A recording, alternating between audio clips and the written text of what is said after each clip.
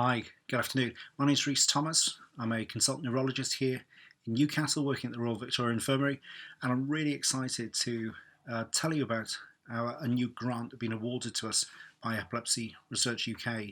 So we've been the recipients of an Innovations in Healthcare Urgent Research Grant, which has allowed us to try and work out how we can reduce epilepsy-associated risks this year. 2020 has seen the biggest change in terms of how we set up our epilepsy service. So much is done over the phone this year.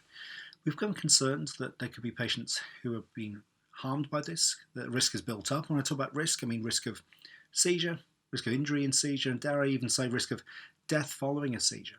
And so we want to embed a state-of-the-art research, evidence-led seizures and safety checklist within our epilepsy clinic and ask this of 800 people, and then 6 months later ask them again about their risks and hope that they've been reduced.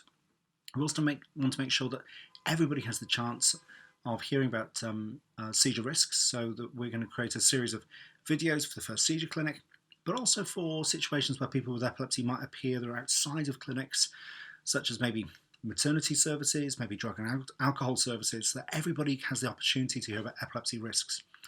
We could not be doing this without the continued support of all the people who fundraise and support Epilepsy Research UK. So this is our opportunity on behalf of me and the team to say thank you so much, not just for your historic, but your continued support, because 2020 has been a real challenge for all of us. And so we're just so phenomenally grateful for all that you do. I'll let you know how we get on. Thank you very much.